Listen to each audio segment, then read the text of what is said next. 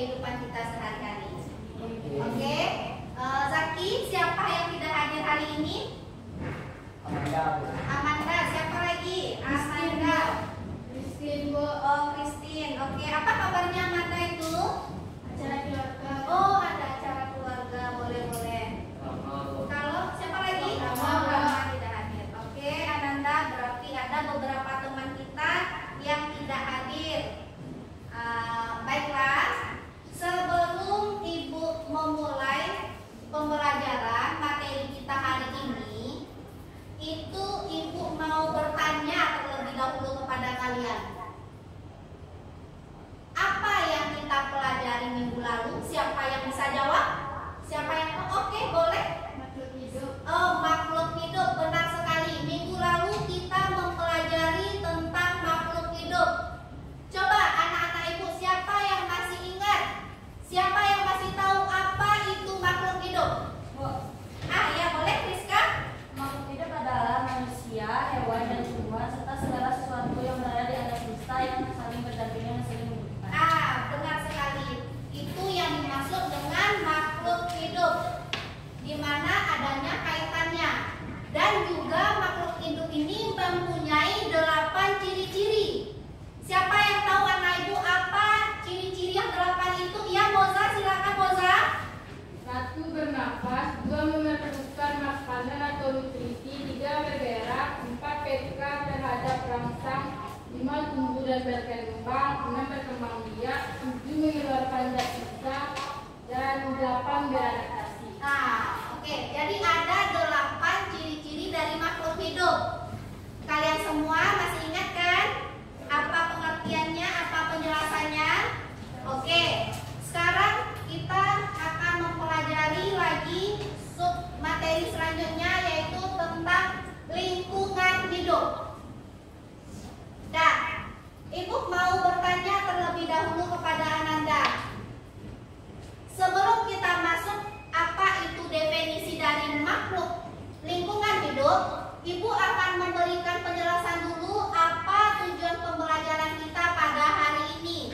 Yang pertama yaitu siswa mampu menjelaskan apa itu tentang lingkungan hidup.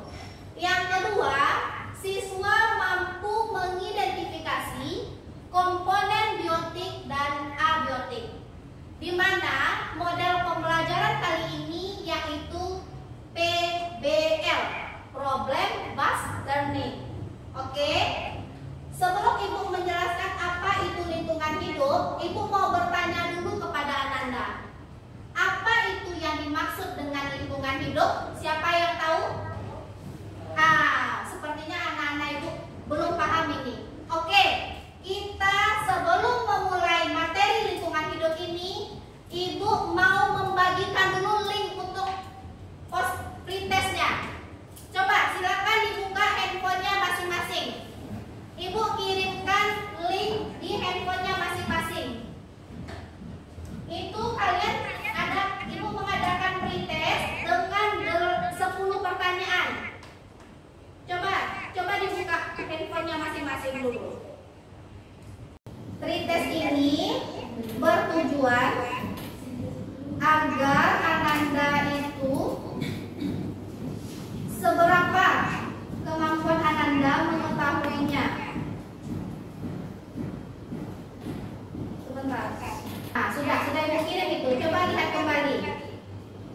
Ibu sudah Ibu kirimkan di dalam kelompok mata pelajaran kita. Ada kan soal pretest IPAS? Coba dibuka. Coba Ananda buka kembali.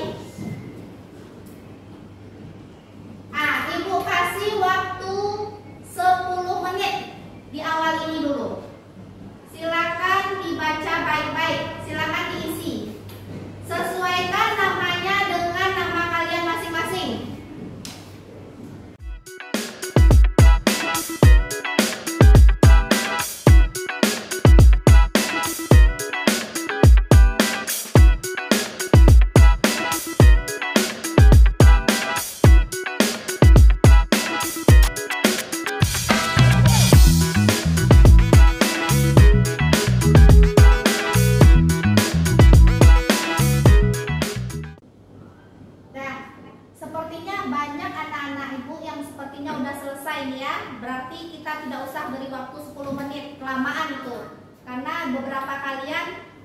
selesai mengerjakan pretest yang Ibu berikan. Nah, oke ya. Nah, nanti itu akan otomatis tersimpan itu. Nah, dah. Kita lanjut lagi. Yang Ibu tanyakan tadi tentang lingkungan hidup ya. Siapa anak-anak Ibu yang tahu apa itu lingkungan hidup? Ya boleh Zaki, apa itu lingkungan hidup Zaki? Lingkungan hidup adalah interaksi antar komponen biotik dan abiotik. Siapa lagi yang bisa menambahkan? Kalau Zaki menjawab lingkungan hidup itu interaksi antara komponen biotik dan abiotik. Kalau komponen biotik itu komponen yang hidup, sedangkan abiotik itu kategorinya komponen yang tak hidup. Oke, silakan perhatikan slide Ibu selanjutnya. Itu ada definisi lingkungan hidup.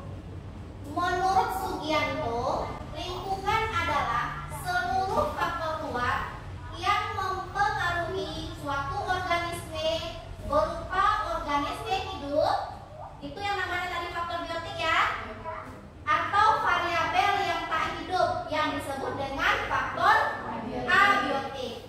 Dari penjelasan ini kalian dapat memahaminya apa itu definisi lingkungan hidup? Bisa ya? Oke, untuk lingkungan hidup itu dapat dibedakan menjadi 3 bagian. Yang pertama lingkungan fisik, yaitu semua yang berada di lingkungan manusia berbentuk benda mati. Yang kedua lingkungan biologis, yaitu semua yang berada di lingkungan manusia berupa organisme hidup lainnya. Ketiga, lingkungan sosial, yaitu manusia lain yang berada di sekitar kita. Contohnya meliputi keluarga, tetangga, teman. Kalau kalian ini apa namanya tadi ini? Teman ini ya. Berarti kalau teman termasuk lingkungan sosial. Oke.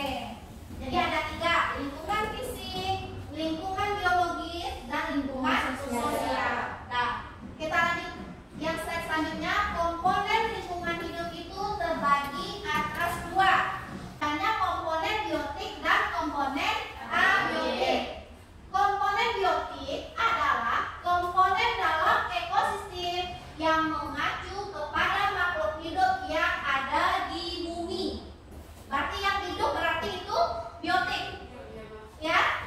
Berarti apapun yang hidup berarti itu tergolong kepada biotik. Nah, untuk komponen biotik ini terbagi pula atas 2. Ada berdasarkan tingkatnya, ada berdasarkan peranannya. Sekarang kita bahas yang pertama dulu, berdasarkan tingkat organisasinya. Dibedakan atas berapa? Atas 5. Apa saja itu yang 5 nah? Individu, populasi, komunitas, ekosistem, dan biosfer. Jadi berdasarkan tingkat organisasinya terbagi atas 5. Individu, populasi, komunitas, ekosistem, dan biosfer. Nah, oke, yang pertama dulu individu. Sebuah satuan terkecil dari organisme di dalam suatu ekosistem ya. Kira-kira kalau ibunya apa nih? Ibu berdiri sendiri ini apa? Individu. Berarti ini individu ya. Nah, itu contoh dari individu. Dan kita masuk yang B, populasi. Populasi itu kumpulan dari individu yang sejenis yang hidup di tempat yang sama dengan waktu yang bersamaan pula. Benar seperti itu? Benar. Populasi yaitu individu yang sejenis. Seperti kita sekarang ini, kumpulan populasi.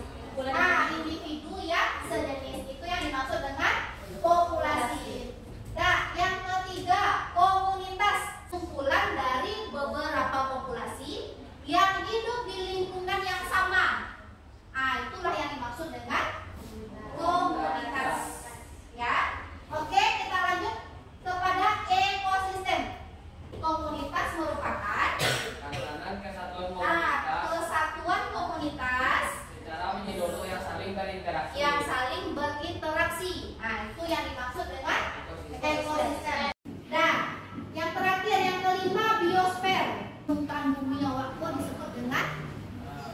biosfer. Nah, sedangkan berdasarkan peranannya, komponen biotik tadi terbagi pula atas 3. Ada produsen, ada konsumen, ada pengurai. Kita bahas yang pertama dulu, produsen. Produsen dapat kita katakan apabila dia mampu membuat makanan sendiri. Produsen ini biasanya dapat membuat makanan sendiri melalui proses fotosintesis, di mana contohnya seperti tumbuh-tumbuhan. Nah, yang B lagi, konsumen. Konsumen adalah komponen biotik yang makanannya tergantung kepada organisme lain. Berdasarkan sumber makanannya, konsumen ini terbagi pula atas 3.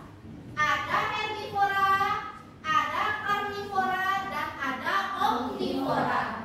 Kalau untuk herbivora itu organisme pemakan rumput dan tumbuhan. Dia kita katakan termasuk ke dalam konsumen primer. Apa contohnya? Nah, contohnya sapi. Apa lagi? Kerbau, kambing.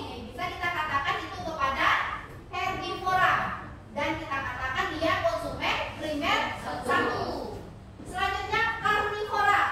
Karnivora adalah organisme yang memakan organisme lain. Termasuk karnivora yang memakan herbivora, dia kita katakan sebagai konsumen sekunder 2. Dan karnivora yang memakan karnivora disebut dengan konsumen tersier 3. Contohnya apa, Nak? Ular, kodok, rusa, harimau, serigala, dan berbeda. Contohnya ular, serigala, harimau itu termasuk kepada karnivora. Yang ketiga, omnivora, organisme yang memakan daging dan tumbuhan, di mana dia termasuk konsumen sekunder 2. Contohnya apa? Ayam, tikus, bebek, coba. Yang ketiga, pengurai atau dekomposer.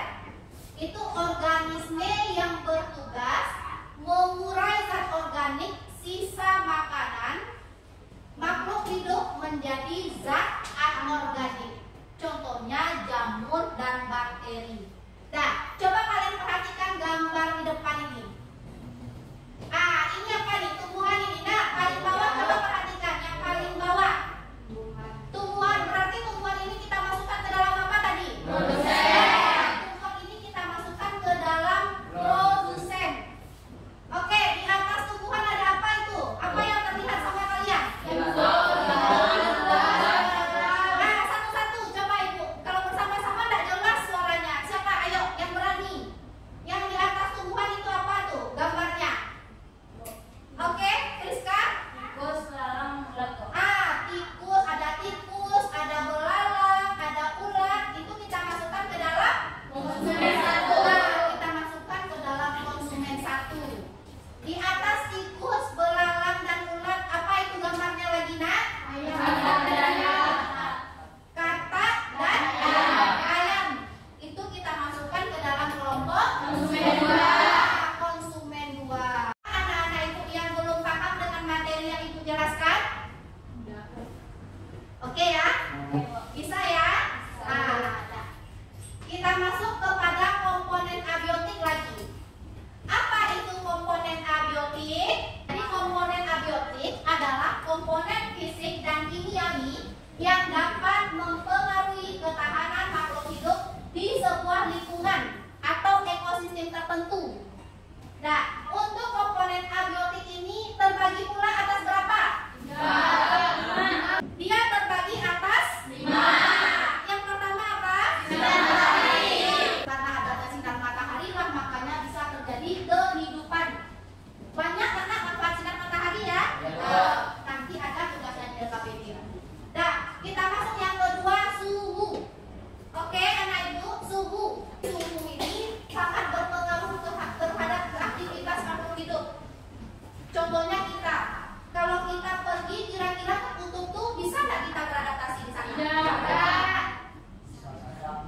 bisa saja tapi tidak dalam jangka waktu yang lama ya.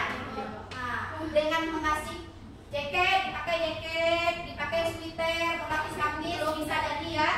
Nah, kita bisa beradaptasi di sana, tapi bukan dalam jangka waktu yang panjang. Nah, itu yang dimaksud dengan suhu. Yang ketiga itu air. Jadi air ini sangat penting dalam kehidupan. Contohnya saja tadi kita makan siang nggak dikasih air sama orang jualnya ya. Gimana rasa tenggorokannya tadi? Aus ya. Ada yang keselak makannya karena nggak dapat air tadi. Itu salah satu contoh. Jadi air ini sangat penting dalam kehidupannya. Dan jumlah air ini pun dipengaruhi oleh intensitas cahaya dari air hujan yang turun ya. Nah, oke, kita lanjut yang keempat itu udara. Jadi udara merupakan sejumlah gas yang membentuk atmosfer yang menyelimuti bumi.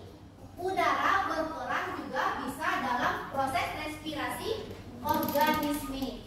Ya, oke, selanjutnya tanah lagi. Yang kelima, tanah merupakan penampakan daratan. Penampakan daratan yang terbentuk dari proses alir rupa zat mineral dan organik yang berlangsung sangat panjang di bawah pengaruh faktor lingkungan, contohnya iklim, suhu, tekanan, dan organisme. Nah, untuk materi kita hari ini yang Ibu sajikan hanya sekian. Sebelumnya, Ibu akan membagi kalian per kelompok dulu untuk menyelesaikan LKPD yang telah Ibu buat. Jadi, Ibu bagi kelompoknya, ini kelompok 1, ini kelompok 2, ini kelompok 3, ini kelompok 4. Yang kelompok sebelah sana bergabung saja ke temannya. Ada 4 orang lagi. 1, 2, 3, 4. Bisa. Oke, silakan diangkat kursinya tanpa ribut. Diangkat pelan-pelan. Ya, oke ya. Ibu bagikan lagi LKPD-nya ya.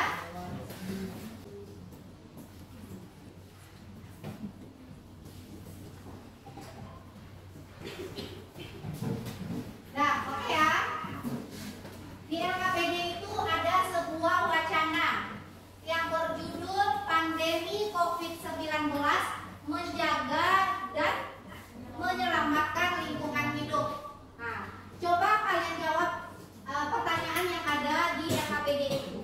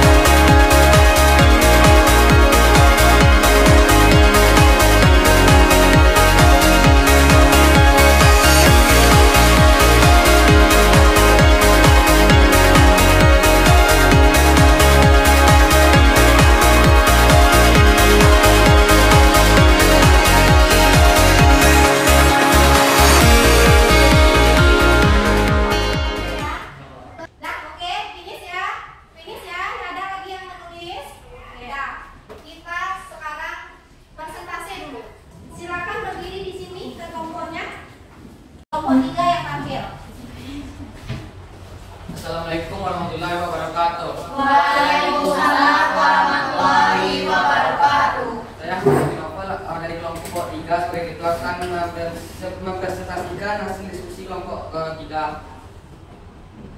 Pandemi COVID, masalah wacana jaga dan menyelamatkan lingkungan. Pandemi COVID-19 namanya Pak. Pemerintah melakukan tindakan pencegahan penularan dengan pembatasan sosial di daerah berstatus waspada. Pembiasaan sosial berkaitan dengan lingkungan itu. Penyakit baru akan muncul apabila kita melakukan pembiasaan terhadap perburuan dan perdagangan ilegal. Protokol kesehatan salah satunya bekerja dari rumah, belajar dari rumah, sehingga kurangnya interaksi sosial. Tindakan budaya bersih dimulai dari diri sendiri. Protokol kesehatan beriringan dengan protokol penyelamatan lingkungan itu. Perhatian serius terhadap budaya dan aman. Sekian, terima kasih ya. Adakah pertanyaan dari teman-teman semua terhadap materi yang saya sampaikan? memberikan pertanyaan. Contoh hewan yang bisa beradaptasi dari suhu yang dibilang cukup ekstrim di bawah minus derajat Celcius.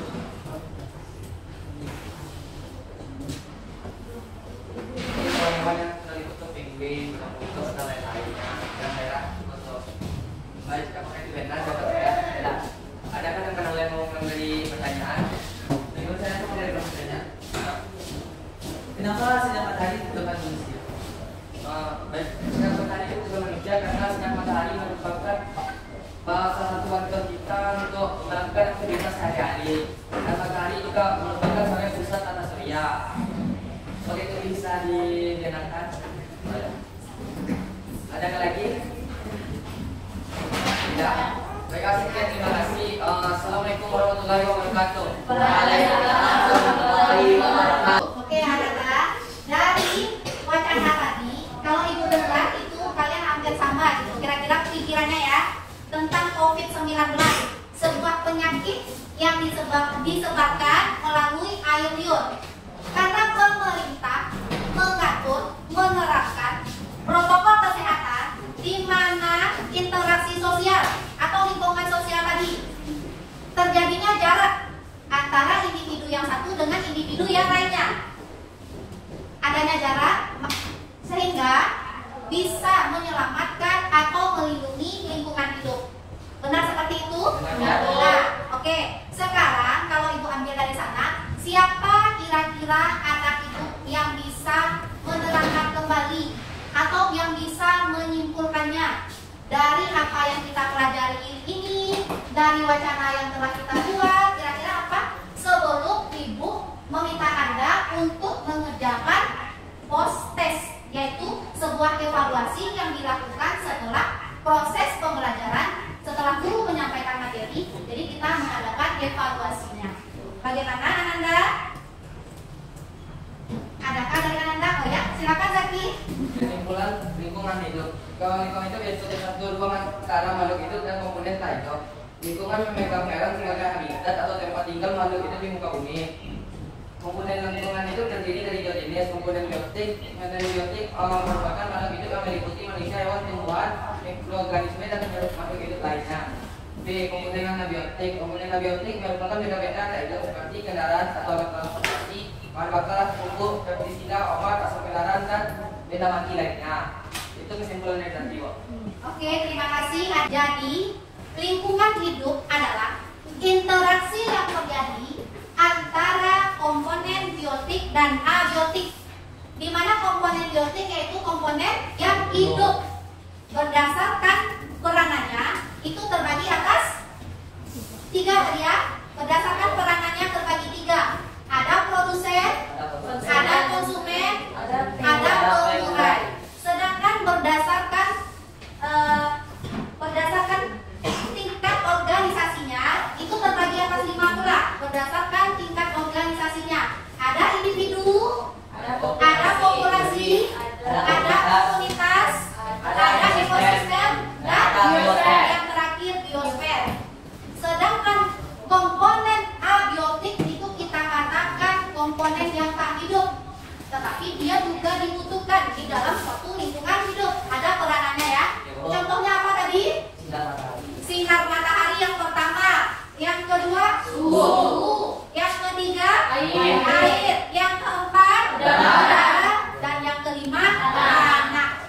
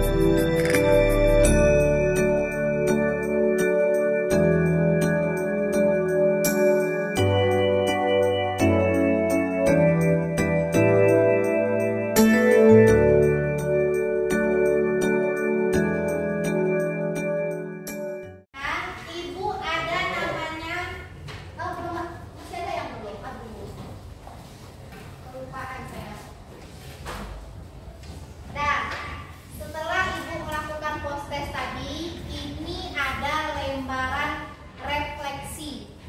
Jadi jurnal ini untuk peserta